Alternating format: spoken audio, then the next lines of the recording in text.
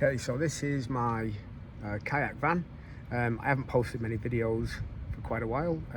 It is what month is it? It's June 2026, and sadly at the end of last summer, disaster struck, as it always does with me. So it was last week of August. I've done loads of fishing, so that was going to be the last week of fishing, and my kayak sank, or semi-sank in the ocean off of Gabriola Island. It was the kayak was recovered, thankfully. I got really lucky. All my rods and equipment actually was tangled up in the seat or caught in the net, which was, the kayak was upside down. This was the problem. So this was a crack here. This is a nucanoe Frontier 12, which you'll see in other videos, and this plastic here on the base, this gets dragged along the rocks quite a bit. Not, you know, I've got the trolley, the little cart thing here, right there. I've got that, and but it does get bumped about a bit and dragged a little bit, not a lot, I must say. But I was frequently fishing. I fished like pretty much 4 days a week for 12 weeks. So yeah, that abrasion eventually ruptured.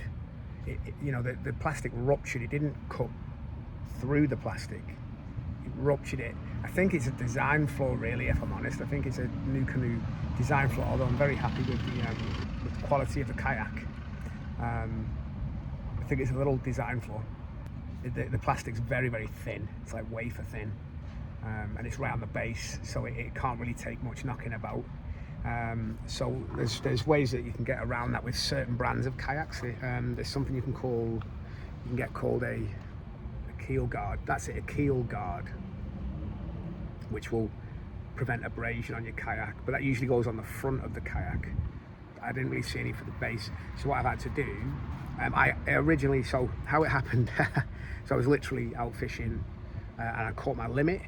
I caught like 4 fish. I caught a chinook, pink, and a couple of coho off of Gabriola Island near Entrance Island, and then put them in the kayak, and I just started going back to the shore, and then the kayak started to like tip. The ballast was kind of, there was a ballast problem, and the kayak was kind of tipping left and right, and I was like, oh, those fish are really heavy.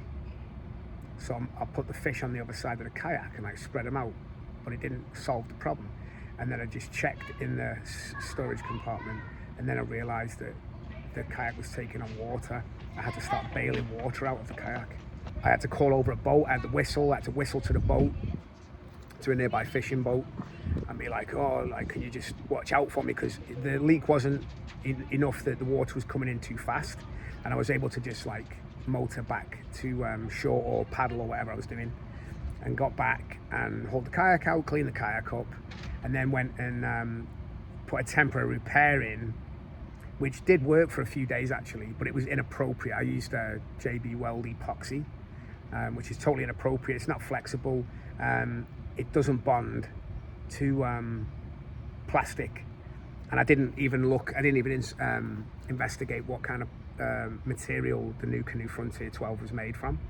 So it's totally inappropriate, and then went out a few more times, no problems, and then went out one more time, and which again I launched at an inappropriate time. There were like waves crashing onto the beach and on the rocks, so I kind of launched in a hurry and got out, no problem, and then realized I'd left my life jacket back at the shore, so I had to go back, turn around, went to the van, got my life jacket, launched again, and this time it was a rough launch, and the kayak got kind of smacked up by the rocks a bit, so I paddled like quite a ways out, and then again the ballast just was going, and I checked that there was water coming in, but this time I didn't get a chance to turn back, and the back of the kayak sank, and the kayak flipped, and I was out in the ocean. I had to swim back to shore, about 150 meters, 100 to 150 meters I think.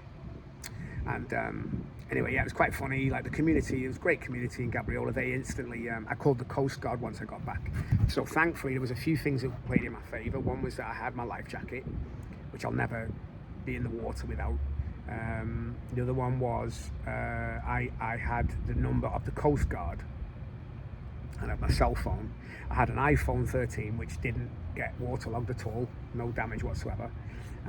Once I got back to shore, I called the Coast Guard, and the Coast Guard, it's like I think it's star 16 or something, star 16.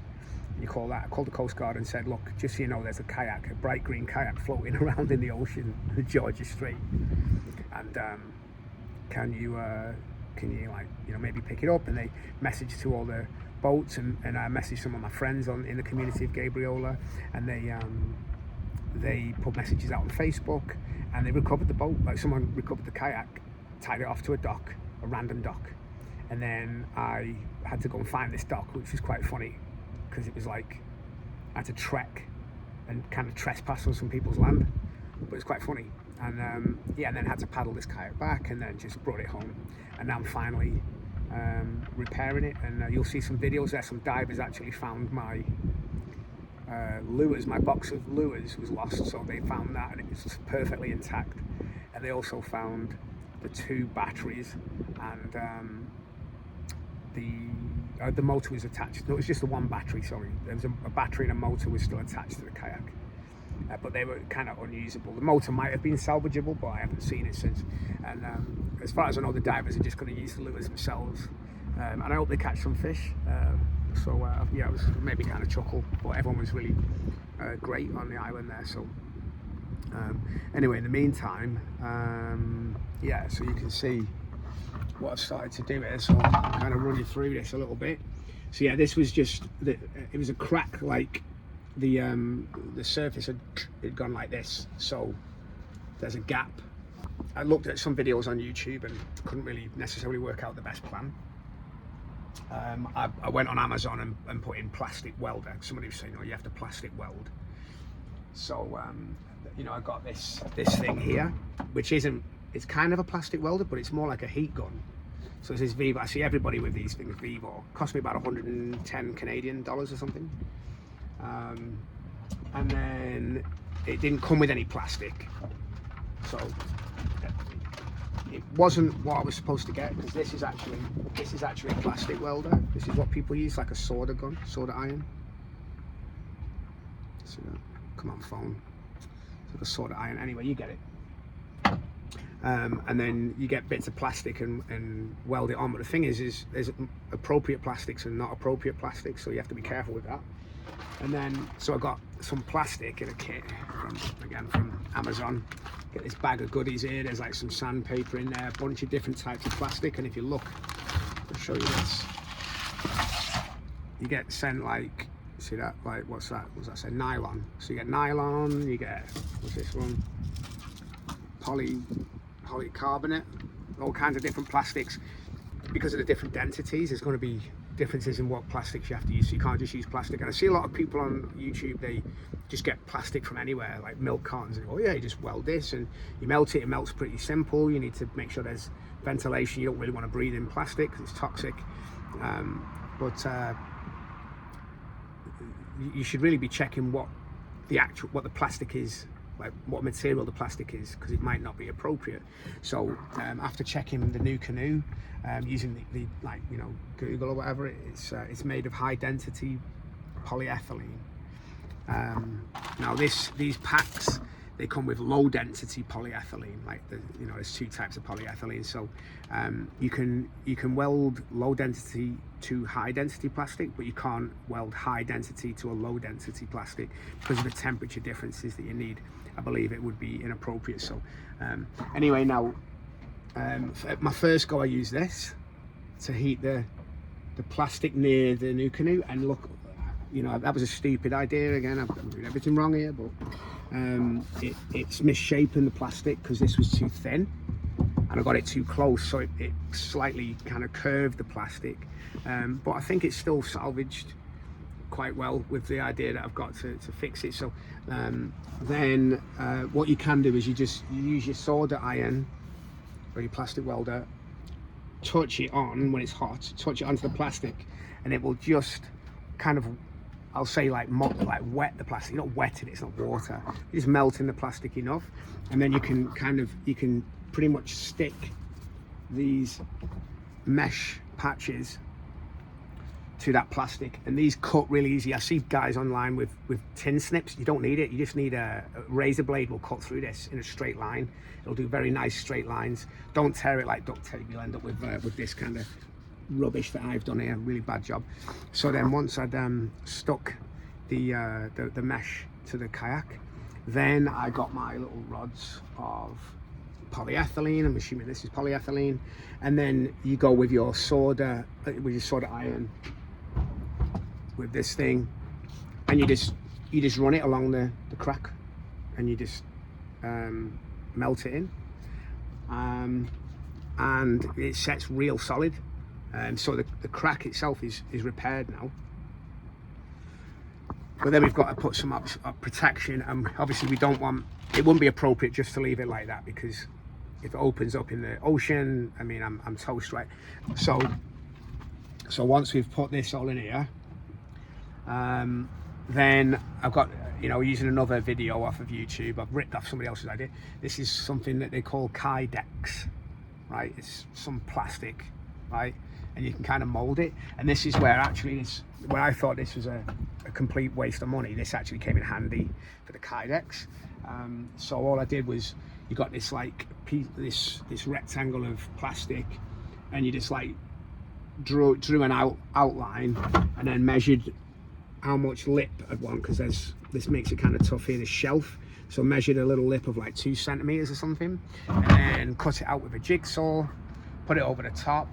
You heat the plastic, and then you kind of form it over with, as long as you're wearing gloves, you form it over the side like this, and you get like a general shaping on it. But what I had to do in the end was actually get, it would be better with a vise. It'd be a lot easier if you just had a vise in a workshop. I didn't have one, so I've got these like kind of clamps, these C clamps, and I had to find like a bit of railing, a bit of square railing. So I heated up the plastic, and then using 2 clamps with 2 bits of wood, clamped the plastic to the railing just to square everything off, because obviously you can see it's not completely square. It's kind of square, but it's a bit curvy, right? So like a bit wavy. So I just use a piece of wood, which is obviously doesn't conduct heat, and then yeah, just flatten the plastic against the railing. Yeah, I've got a pretty good finish here. So that just kind of goes on like that. Yeah, just goes on like that. See, it's pretty snug. There's a little bit of a gap here, but that's on the rear, and it's a lot more snug. It's a lot more snug on that side. And then I'm going to get this stuff here, marine goop, which it bonds pretty well to plastic. It's still not amazing, but I'm just going to use a crap load of it. The plastic is pretty scuffed up, so it should be able to get a better grip than it would do on like smooth, newly formed plastic. And then hopefully we're back on the water and go and catch some bass. Thanks for watching. I'm sure I'll be trying to ruin my life in more ways, so stick around. I'll have some more repair videos for you.